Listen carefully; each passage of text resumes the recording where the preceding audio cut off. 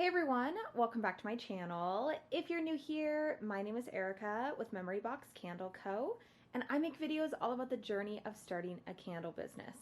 And don't mind me in this video, I am holding the camera. I don't have it on my tripod right now for this video.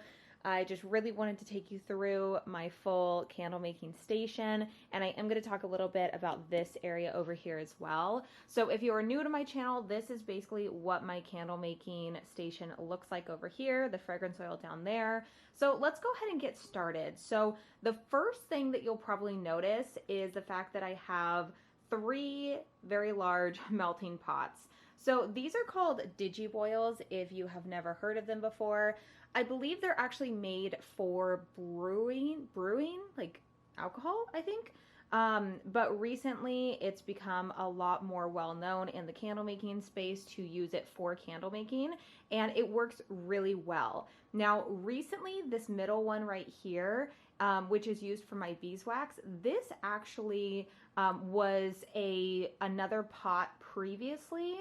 And I recently got another digiboil because I just wasn't very happy with that other melter.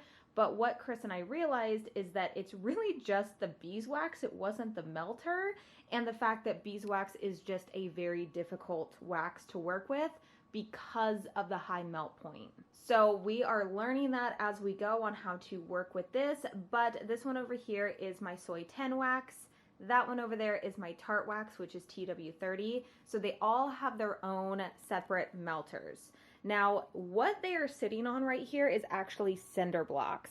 So we got our cinder blocks from Lowe's. If I can find the exact link, I will link it down below in the description box. But as you can see, they barely fit. Like, it's almost like a perfect fit that they fit on there. And there's an opening down at the bottom. So this right here is a little hole right in this area right there. So we are very lucky that it fit, but we needed to find something that could basically withstand the weight of all of this. Because if you think about, this can hold, I believe, about 50 pounds of wax plus the weight of the actual melter. So there's a lot of weight being put down on it. So you don't want to put it on something that is not going to be able to handle the weight, and a cinder block can more than handle that weight. So all 3 of those wax melters are propped up underneath the cinder block. It is a really good height, as you can see. This right here is just a standard 4-pound wax, or I'm sorry, yeah, aluminum pitcher. And it is on just a regular scale like that. So there's a good distance right there. There is a little bit of splashing that happens, but luckily Chris is really good about cleaning up, way better than I was when I was making candles all the time, because now he is primarily making a lot of the candles. I still do help, but he is making a lot more than I am, so he's much better about keeping everything clean than I ever was. So this is about the distance between that and the pouring pitcher. So it does really well with being able to put that on the scale and use whatever amount of wax you need for whatever batch you're making. So I have pretty much everything the same. So all of those scales are on there. And if you're wondering what this is essentially like a little silicone heat resistance pad. We've gone through a bunch of different ones before. And the ones that we used before had these little like hexagon shapes on them. So the wax would get, basically when you're done with it and you turn it off, sometimes there's a little bit that still drips out. And if you take the wax pitcher away, it's going to drip right onto here, as you can see the little drops on there. And with the old ones that I had with the hexagon shapes to them, it would just fill them up, and then there'd just be these little wax mold hexagon shapes. I mean, I don't know. We just decided to try something new, and we got these really large ones that we then had to cut up to double stack on there. So it's definitely not perfect on those, but it works for now. So we have all 3 of the digiboils have their own scale and their own little pads on them. Although I do see that one doesn't have a pad. I think it's because we've been using that for shipping purposes to weigh packages. And then if you see all of these back here, so these kind of all have their purpose. This purpose is to hold the stir sticks that we use to stir in the fragrance oil to the wax with. And then this one back here is actually a catch-all. So as you can see, there's a bunch of wax in there. And that's because, as I've mentioned, this is such a pain in the butt. It's beeswax, and wax will get clogged on this outside right here. So in order to just kind of go through and unclog it, what you have to do is take a heat gun, which this is, I don't think I could do candle making without it. So you take it and you just heat the outside until you get that clogged amount of wax to come out, and it needs to go somewhere. So we just have it go into the catch-all over there, and that's kind of how we've made that work. And then these little guys right here, these are piston funnels. So these have made candle making so much easier, so much more efficient, and I will get into that once I talk about the table.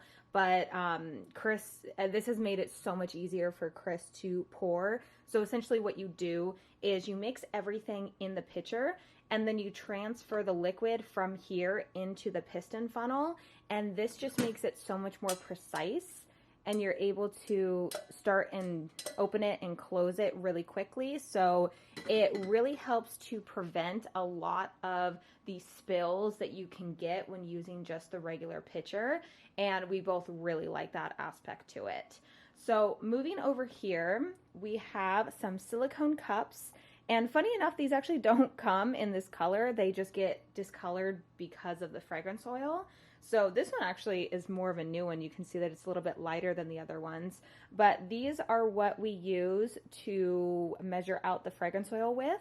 I used to use disposable cups, but it just felt so wasteful. And these can just be wiped out clean and reused over and over again. So that is what we do. And I prefer this size because you can hold so much more fragrance oil in it.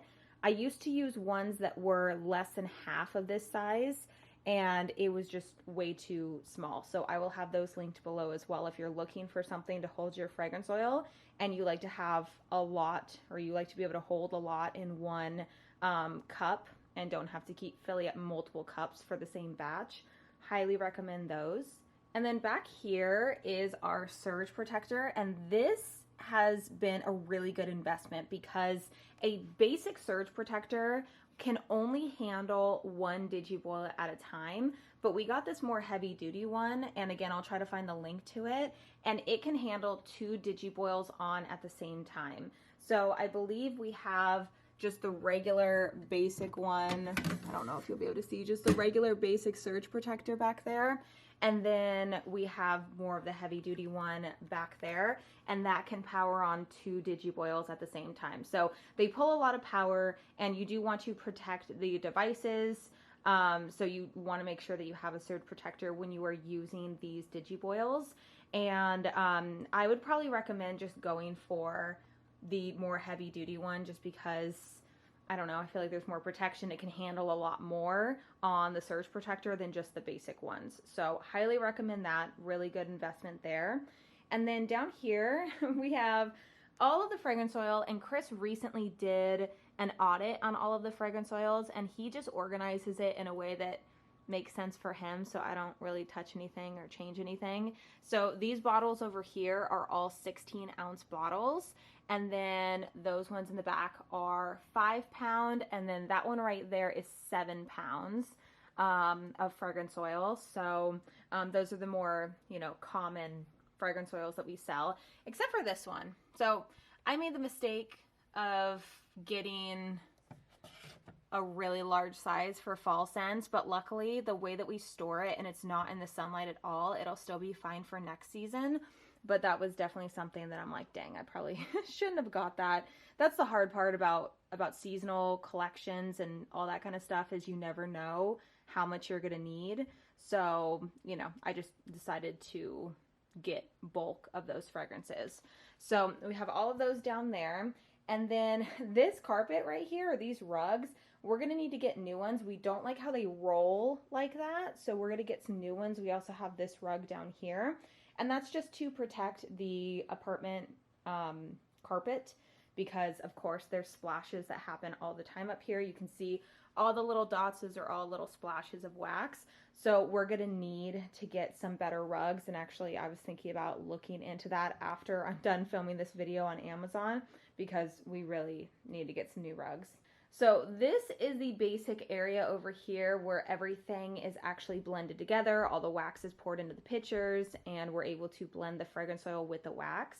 Now, something different and new that I've been talking about recently, I would say over the last maybe 3 to 4 months, is using a table like this. So typically we have used the regular really large 6-foot tables, but there were a couple issues that we found with that. First of all, it was never leveled. So I don't know if you'll be able to see, but this table is actually pretty leveled. There's really no dips that go down on this table. So with the 6-foot tables, it was kind of like it would kind of curve inwards. So a lot of the times the candles would actually be more tilted on one side, specifically with the tins. So with my smaller candles over here, these candles right there, the tins, they would kind of like, you would open it up and you would look at it, and one side would look lower and the other side would look higher. And that was just because the tables weren't leveled. So Chris and I really, really prefer these tables, and I did get this table from Amazon, and we're going to pick up a couple more of them. And they're also an amazing size. So you're able to fit a lot more candles on this table actually than with the 6-foot table, just because you have so much space, really. Like, you're able to put them closer together. It's hard to explain, but you're able to put and really fit a ton of candles on this table, because you don't have to worry about placing them in a way that is going to be, one, easy to pour, and one, in a way to where they're not going to be, you know, wonky, and one side is going to be lower than the other. And because we're able and we're using these piston funnels, basically what you're able to do is you'll have all of these candles kind of stacked over like this. So you'll have all of the candles lined up like that. So you're able to just basically go through. You can reach over. You can have this up against the wall. And it's really not too, you know, long to where you're not able to reach over. I'm hoping that makes sense. But basically, we just really like this size table a lot better. And then the very last thing is it really helps to have a calculator. So anytime you're doing audits with fragrance oil, or if you need some quick calculations when you're making certain batches of a certain scent and you're doing kind of a weird amount that you typically don't, it's nice to just have a calculator, especially if you're listening to music or listening to a podcast or YouTube or something on your phone and it's not readily next to you. And then we also do have a gram scale as well. So this one right here is used for measuring out fragrance oil. You can also use these ones for fragrance oil as well, but we just have a couple different scales. I feel like I'm buying scales all the time because sometimes they break because of how much we use them. But overall, this is our candle making and pouring station in our 1-bedroom apartment. This is technically the living room area of our apartment, but this is how we make it work. And we have all the finished product right there and the pouring station right here. Oh, last thing I wanted to mention, I realized I didn't talk about that. The stainless steel table right there. That is from Uline, and I will have that linked below. This is fantastic because, again, you want to make sure that you have a table that is going to be able to handle the weight of all of the weight that you have on there. There's tons of weight on there, and Brody is hanging out. Hey, don't eat that. No eating anything. No. Tell them that you're silly. You're silly, huh? You're silly. He really doesn't eat stupid things. That was just, you really don't ever eat anything, do you? No, you don't really eat anything on the ground. You're a good boy.